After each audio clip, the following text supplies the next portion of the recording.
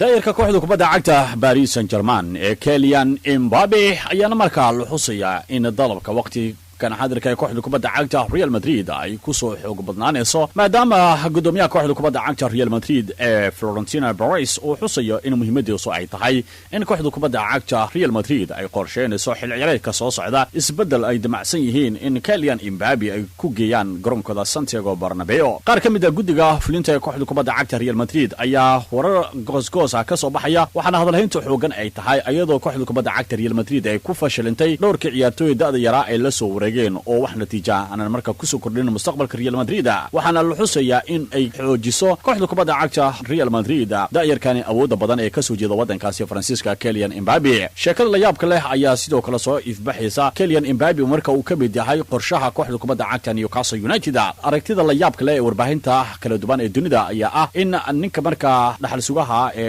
wadankaasi boqortooyada Sacuudi Carabiya ee Mohammed bin Salman marka uu doonayo in isbedel xoogan uu ka sameeyo doono horyaalka wadankaasi Ingiriiska haddii marka ay u suurtagasho gabi ahaanba inay markaa soo gabagabaan qorshihiisii iibka kooxda kubadda cagta Newcastle United. xidigan Kylian Mbappe uu ka mid yahay xidigaha ugu soo horeeya ee kooxda Newcastle ee danaynayso in ay markaa garoonkooda ay ku soo biiriyaan. laakiin gudoomiyaha kooxda kubadda cagta ee Real Madrid ee Florentino Perez ayaa arinkani waxa uu xusayaa inuu xoojinayo maadaama laga yaabo wadahadalkaba inay soo gabagabayaan inta ka soo ciyaareedkani si ay ugu soo fudaato qorshihiisa ku aadan Kylian Mbappe. sheekadan Kylian Mbappe sidoo kale waxaa ku jirta kooxda kubadda cagta Liverpool ee ka dhisan horyaalka wadankaasi Ingiriiska balse Liverpool waxay hore u cadeysay inaysan ka bixi karin lacagaha faraha badan ee lagu iibinayo ciyaaraankaasi Kylian Mbappe. Paris Saint-Germain durbadiiba waxay bilaaween inay sameeyaan ganacsi aad u ballaaran ayadoo ay rumaysan yihiin mar inay xidigahooda ugu muhiimsanaaba ay ka dhaqaaqi doonaan kooxda kubadda cagta PSG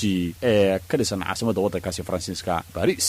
wakiilka ciyaaraanka ka tirsan kooxda kubadda cagta Ajax Van de Beek ayaana markaa xaqiijinaya in toddobaadkii ugu dambeeyay dalabyada ku aadan ciyaaraankaasi Van de Beek ay aad markaa u soo soconayeen taasi oo markaa la xusayo in muhiimad gaaraba ay u tahay xidigan u dhashay wadankaasi Holland ee Van de Beek in aad loola xiriirinayay sida kooxaha kubadda cagta Real Madrid iyo Manchester United. balse waxaa soo baxaya maalmihii ugu dambeeyay sheekooyinka ku aadan labada kooxood ee aadka ugu xifaaltamaya horyaalka wadankaasi Germany Bayern Munich iyo Borussia Dortmund oo ayana dhankooda ka xaqiijinaya inay aad markaa ugu baahan yihiin kuna dagaalami doonaan xidigaasi Van de Beek. laacibkan ayaa ka mid ah mashiinada ugu muhiimsan ee kooxda kubadda cagta Ajax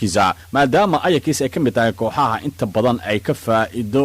lacag aad u fara badan xidigahooda ayaana markaa la xusayaa in ciyaaraankan ay dhici karto in gabi ahaanba oo ay u ka dhex muuqan doono suuqa kaliibsiga ciyaaryahanada taasi oo loo sababaynayo in maamulka kooxda kubadda cagta Ajax ay u baahan yihiin dhaqaale aad u fara badan. Van de Beek waxa aad markaa qarka ugu saarneed kooxda kubadda cagta Real Madrid oo xil ciyaareedka inuu ka soo gudubnaba ay aad u daneynayso ciyaaraankaasi inay ku guuleystaan bishii January aynu ka soo gudubnay laakiin aysan u suurtagalin waxaana sidoo kale ay rajaynaysay sanadkan gudihiisa kooxda kubadda cagta Manchester United. balse waqtigan waxaa ku soo biiraya labada kooxood ee ka dhisan horyaalka wadanka Germany ee Bayern Munich iyo Borussia Dortmund oo ayana xaqiijinaya inay ku soo biireen dalabka Van de Beek. laacibkana ayaana markaa la xusayaa inuu yahay ciyaartooyda ugu hadalhaynta badan saxmadda suuqa kaliibsiga ciyaartooyda. laacibkana ayaana soo jiidanaya qaab ciyaareedkiisa kooxaha kala duwan ee qaaradda Yurub. kooxda kubadda cagta Ajaxna waxay diyaar la tahay inay gacantooda ka bixiyaan haddii ay ku helayaan qiimaha waqtiga kan xaadirka ee lagu baacinayo ciyaaraankaasi Van de Beek. tobraha kooxda kubadda cagta Manchester United ee macallin Ole Solskjaer ayaana markaa xusaya in muhiimadiisu ay tahay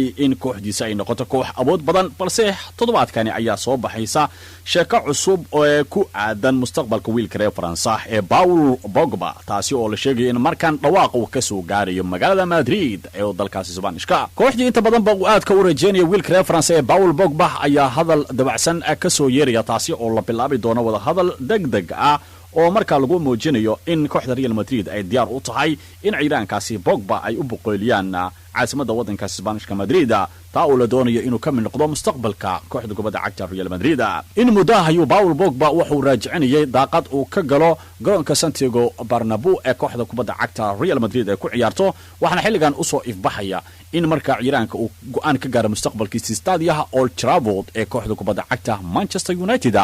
arinkani ayaana wakiilkiisa la ogsoon yahay in ba toddobaadkii ugu dambeeyay xiriirada aad u dhageysanayay siba kooxda kubadda cagta Juve ee ka dhisan horyaalka dalka Talyaaniga iyo Real Madrid oo ay markaa horey ay isku khilaafeen waxaana sidoo kale warbaahinta waddanka Isbaanishka ay xusayaan in Real Madrid ay bilaabi doonto tilaabo horumar leh taasi oo ay ku qaadi doonaan wiilka reer France Paul Pogba inay ka dhadhiciyaan ciidanka inuu markaa u soo dhaqaaqo Zinedine Zidane ee hogaaminaya kooxda kubadda cagta Real Madridna arrinkaasi wuu la doonayaa maadaama ciidanka uu doonayo intuu hogaaminayo kooxda kubadda cagta Real Madrid in Paul Pogba oo markaa uu ka dhadhicay sida ugu dhaqsiyaha badan ciidanka in uu ku soo biiro kooxda Real Madrid shakhsiyan wiilka reer France Pogba ogsoonow aad ayuu u xiiseenayaa in uu xirto maaliyadda ay ku ciyaarto kooxda kubadda cagta Real Madrid waayo hanuun aad u fara badan ayuu u qabay ciidanka ayaana markaa kala dooran doona ayaa la leeyahay inuu dib ugu laabto Juventus iyo in markaa uu aqbalo kooxdii muddada uu ka haminayay ee Real Madrid wiilka reer Brazil Neymar Jr ayaana markaa gabi ahaanba waqtiga kan xaadirka ah saxaabada waddankaasi Faransa uu xaqiijiyay in muhiimadiisu ay tahay in uu ka dhaqaaqo magaalada Paris ee waddankaasi Faransiiska asagoo muhiimadiisu uu yahay inuu dib ugu laabto Stadio Camp Nou ee kooxdiisa hore ee Barcelona ay ugu wardambeysay sanadkii 2017 xilligaasi uu ka soo ambabaxay laacibkaasi haddaba sheekooyin gosgos ayaa ka soo baxaya arrimaha Neymar waxaana warbaahinta ay xusayaan in malqabeenka sare ee kooxda kubadda cagta Paris Saint-Germain uu go'aansaday in gacantiisa uu ka bixiyo ciidaankani maadaama uu sheegayo laacibkani in la doonayo inuu ku sii sugnaado tan iyo inta ka harsan xil ciyaareedkani balse qorshaha Neymar ayaa ka duban midda gudoomiyaha kooxda kubadda cagta Paris Saint-Germain taasi oo Neymar in uu doonayo bixil ciyaareedkani inuu ku biiro kooxda kubadda cagta ee Barcelona Neymar ayaa arimihiisa waxaa hakiyay caabuqa coronavirus ee dunida markaa gelgelay laakiin wuxuu xilligani ololeenaya wiilka reer Brazil in sida ugu dhaqsiyaha badan arrinkan uu soo dhameyn doono shuruud walba ee markaa kaga xiran inuu galo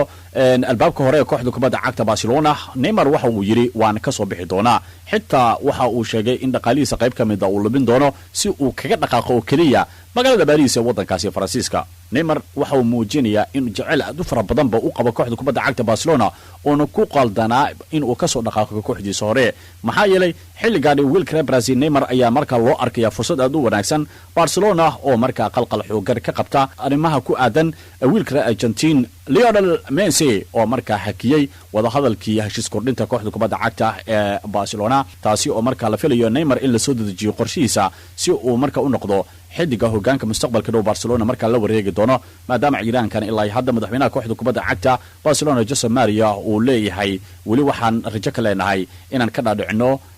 wiilka reer Argentina Lionel Messi kabtanka in markaa uu baaqi ku sii noqdo kooxda kubadda cagta ee Barcelona heshiiska cusubna uu diyaar markaa u noqon doono kooxda kubadda cagta ee Chelsea ayaana markaa gabi ahaanba waqtiga kan xustay inay xoojin doonto wada hadallada markaa ku aadan dhowr ciyaartooy kaga qorsheysan suuqa laakiin laacibka ka tirsan kooxda kubadda cagta Lazio Milinkovic Savic ayaana markaa la xusaya inuu yahay doorka ugu muhiimsan tababaraha kooxda kubadda cagta Chelsea Frank Lampard waxaana la xusaya in qorshahaasi uu xoojin doono maadaama ay kooxda kubadda cagta Chelsea ay ku daalan tahayba wadadii ay kula soo wareegi lahaayeen xidiga kooxda Bayer Leverkusen Kai Havertz iyo laacibkaasna markaa ka soo jeeda dalkaasi Jamaica ee Leon Bailey labadaas ciyaartooy ay in muddo kooxda kubadda cagta Chelsea ay ku rajoogtay sidii kaga dhaadhicin lahayd madaxda sare ee Bayer Leverkusen in Kai Havertz iyo laacibka Leon Bailey ba ay u soo dhaqaaqaan kigida Stamford Bridge haddase waxaa la xusayaa sida wararka qaar ba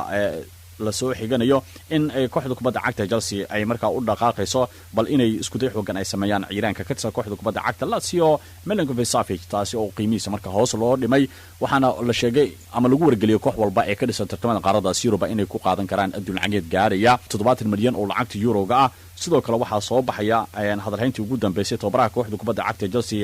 Lampard oo markaa muujinayo in kooxda kubadda cagta Chelsea ay awood u leedahay inay markaa si la yaab leh kaga dhex muuqato suuqa iibsiga xil ciyaareedkani isbedeladani waa mid ay kooxda kubadda cagta Chelsea ay doonayso sababtoo ah ku dhawaad 6 ciyaartooy ayaa xilligan u qorsheysan tababaraha kooxda kubadda cagta Chelsea Frank Lampard laakiin muhiimadda xooggan ayuu saaraya marka loo eego labada ciyaartooy ee ka tirsan kooxda kubadda cagta Bayer Leverkusen waa Leon Bailey iyo Kai Havertz xidiga kooxda kubadda cagta Lazio ee ka tirsan asna Milinkovic Savic ayaa kamid ah ciyaartooyda kala doorka laakiin ma ahan muhiimadda koowaad waxaana xilligan la xusayaa inay kooxda kubadda cagta Chelsea ay aad markaa u baaday goobta difaacyo iyo sidoo kale isbedelada kale ee markaa ku aadan dhinaca suuqa inuu ka gaaro natiijada ugu dambeysay tababaraha kooxda kubadda cagta Chelsea ee Flan Lampard. Difaaca kooxda kubadda cagta Liverpool ee Van Dijk ayaana markaa ka hadlay hadalhayntii ugu dambeysay ee ku aadan in ay kooxda kubadda cagta Liverpool ay lumin doonto xil ciyaareedkaani dhowr ciyaartoy ee muhiim u ah waxaana xidigan Van Dijk uu leeyahay xaqiiqdii ma jirto ciyaaryahan aan aaminsanahay inuu ka dhaqaaqi doono xil ciyaareedkan Stadia Anfield ee kooxda kubadda cagta Liverpool. Muddo 30 sano kadib ay kooxda kubadda cagta Liverpool ay noqotay championka horyaalka waddankaasi Ingiriiska. Van Dijk wuxuu leeyahay labada xil ciyaareed ee ugu muhiimsanaa ciyaartoyda sida weyn ayay markaa ugu soo jabhadeeyeen dhammaan koobabkii kala duwanaa ay ka qayb qaateen. Halka mustaqbalka ah ee kooxda kubadda cagta ee Liverpool waxaan u arkaa in aysan u baahnayn Liverpool in dhiig cusub markaa lagu soo kordhiyo taa uu kala jeedin ciyaartoy cusub ay u baahan tahay kooxda kubadda cagta Liverpool.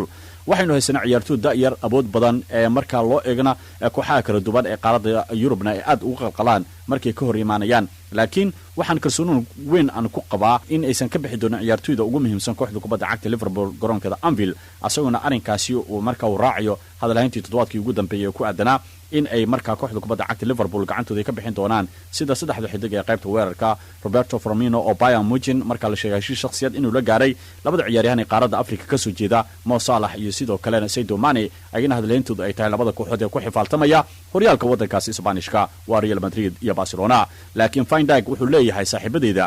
inta badanna waxaa naga dhaxay wada sheekaysi aad u sareeya maanan ka maqlin hadalhayn ku aadan inay doonayaan ka dhaqaaqista Stadia Anfield ee kooxda kubadda cagta Liverpool maxaa yeelay waa mid kaliya kalsooni weyn aan ku qaban ciyaartoydaasi wali aysan haminin ka dhaqaaqista kooxda kubadda cagta Liverpool boqolkiiba boqol ayaan kalsooni ku qabaa ayaa laga soo xigtay Van Dijk oo kamid ah difaacyada ugu muhiimsan kooxda kubadda cagta ee Liverpool